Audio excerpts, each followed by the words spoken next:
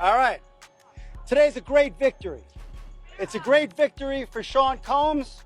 We all done heard enough about Diddy's complaints from inside the detention center where he was stuck waiting on his final sentence. Reports leaked that he was kept in the worst conditions, being fed poison-infested, maggot-ridiculed prison food. But honey, it looks like things are going to get better for him pretty soon, and word on the street is that the twins exposing his condition behind bars helped out a lot, allegedly. So in case y'all stopped following the case after the Diddy trials, he was kept at the Brooklyn Metropolitan Detention Center, awaiting a final verdict, which was officially confirmed on October 3rd. Diddy got 4 years, but because he has been held for almost a year now in detention, he's only got about 3 more to go. Prior to that, Diddy's attorney, Mark Agnifilo, submitted a request that his client get bail ahead of this final court appearance that has now taken place on the 3rd. In the letter he turned into the judge preceding the case, Judge Aaron Subramanian, Mr. Mark claimed that Diddy was living in the worst state possible at the detention center. And not just that, he also claimed that his client was being subjected to frequent lockdowns, poor treatment from prison staff, and downright unhygienic and inhumane conditions. In his own words, the most shocking revelation was that Diddy was allegedly being fed rotten food that has become maggot-infested.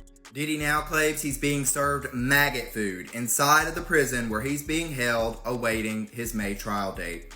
Now you remember Diddy Boo-Hoo tried to get his private chef to come to the prison to prepare his meals because he was worried of being poisoned. Well, now he's claiming there's maggots in the food. This is a photo which recently started circulating, believed to be taken inside of the Metropolitan Detention Center where Diddy is currently being held. According to reports, this is not a new development. Life behind bars isn't a bed of roses, to say the least. Prisoners are often subjected to some of the worst living conditions possible. Talk about overcrowded cells, foul meals, limited medical care, and that constant tension just hanging in the air. But the gag is, for somebody like Diddy, who's been living the high life for decades, this kind of reality check hits way different. Some folks are saying that this is karma coming full circle. Others think it's the system making an example out of him. But a lot of people, and I mean the vast majority, believe that Diddy and his lawyers might be playing up these claims just a little bit. Word on the street is that they were painting the picture that Diddy has already endured the worst. So when it comes to the sentencing, he should walk away with nothing more than a slap on the wrist, and from the looks of it, it seems like that's what he got. His attorneys were basically arguing that being denied bail and forced to live under what they deemed inhumane conditions should count as time served, almost like he already paid a part of his dues. Now, here's the interesting part about this. The prison menus are available publicly. And this photo showing potatoes and beans being served with a side of maggots was not on the menu that was publicly posted. In addition to this, the prison responded and stated that the day that this photo was allegedly taken, potatoes and beans weren't even served. So now the question is, do you think Diddy's really being served potatoes, beans, and a side of maggots? Or do you think this is a new attempt for him to garner sympathy from the public? That was a bold strategy, especially considering the gravity of the charges against him, which includes a RICO charge, illegal transportation of individuals to indulge in intimate acts, drug use, forcing individuals, particularly ex-girlfriend Cassie Ventura and another Jane Doe named in the case, in participating in drug-fueled, baby oil-infused freak-offs, and a couple other allegations to say the least. Cassie Ventura has written an emotional letter to the judge in Diddy's case, pleading with him to be sentenced in accordance with his crimes. Cassie's letter was filed alongside prosecution's request that Diddy should be sentenced to at least 11 years and 3 months for the crimes he was found guilty of. I have Cassie's letter. I am going to read it out in full. Dear Judge, I have been in a cycle of thought and then overthought writing this letter to you. If there is one thing I've learned from this experience, it is that victims and survivors will never be safe. Although I can hope for justice and accountability, I have come to not trust anything. I hope that your decision considers the truth at hand that the jury failed to see. For 4 days in May, while 9 months pregnant with my son, I testified in front of a packed courtroom about the most traumatic and horrifying chapter in my life.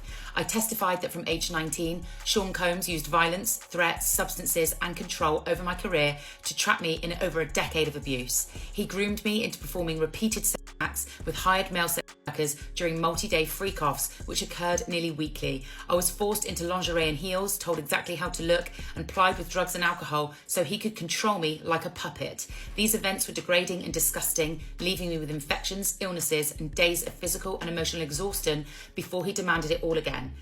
acts became my full-time job, used as the only way to stay in his good graces. Diddy has done the most to appeal to the public's sentiments before his arrest. In recent times, he did so again in a public statement where he wrote, "I have to admit, my downfall was rooted in my selfishness. The scene and images of me assaulting Cassie play over and over in my head daily. I literally lost my mind. I was dead wrong for putting my hands on the woman that I loved. I'm sorry for that and always will be. I lost my way. I got lost in my journey, lost in drugs and the excess. My downfall was rooted in my selfishness. I have been humbled and broken to my core." Diddy apologizing to those he hurt, including Ventura, ending his 4-page letter with, "I am writing this not to gain any sympathy or pity.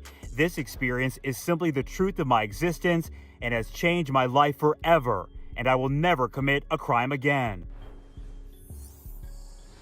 Back out here live in that 4-page letter, Combs also talks about his faith, his children, and his 84-year-old mother. But here's where the tea really spills. Reports are circling that Donald Trump himself is considering stepping into the mix with a potential full pardon for Diddy. Yeah, you heard that right. It also looks like Diddy is losing a lot of weight, and not good weight, because he's not eating, because he claims that he's being served maggot-filled food. So I wonder if the prison guards also don't like Diddy, so they give him the bottom of the barrel when they're serving dinner. Now his team claims that they're trying to bank on a pardon from Donald Trump, even though Diddy was not a Trump supporter, and I think Trump remembers that, so I wouldn't be expecting that pardon anytime soon. But it also looks like he understands that once he's out, it's gonna be hell for him on the outside as well, because nobody likes him. I can't even imagine, if I owned a restaurant or a hotel and Diddy was going to come and try to stay there, I would tell him no freak-offs here. But, yeah.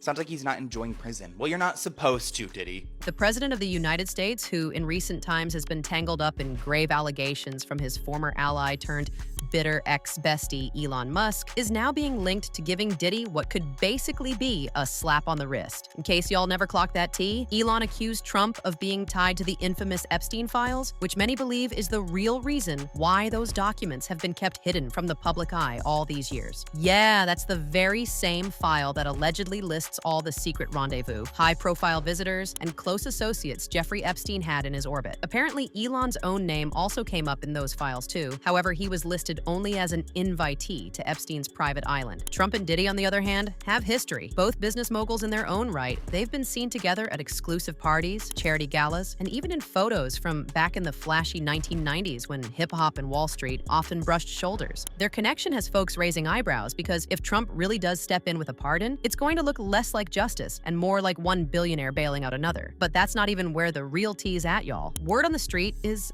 that Diddy's twin daughters, Jessie and Delilah, have been doing the most behind the scenes to rub their father off in a positive light. Sources claim that they've been sending one pardon letter after the other to Judge Aaron, pleading that their father remains a loving man regardless, and they would be losing his protection and care if he gets dealt the shorter end of the stick, or in this case, the longer one. No pun intended. Reports say that the twins have been using the death of their mother, Kim Porter, to appeal to the better side of the judge, which is ironic, given that several people actually believe that Diddy had a hand in Kim's untimely demise. Initially, it looked like the judge would deal out the maximum sentence, which could have been anything from 20 years to life. Allegedly, this revelation pushed the twins to leak information about the poor treatment their father has been subjected to behind bars since his trial. The twins reportedly leaked pictures of an emaciated and sickly Diddy to appeal to the public eye, and while none of this has been confirmed yet, here's what a couple people have to say about this. This person said, "I really don't pity them. Are they really that mentally immature to not understand what they did during court proceedings?" Another person added, "Maybe they can finally see their father as a monster." And finally, this person concluded, "Looking for sympathy? They know what their father is." But we would honestly like to know what y'all think about this. Do you think the twins released information on their father's terrible condition behind bars to garner the sympathy of the judge and the public? Or is this just the internet being messy again? Let us know your thoughts down in the comments. Don't forget to hit that like and subscribe button. And watch this next video, honey, because I promise you it is just as messy.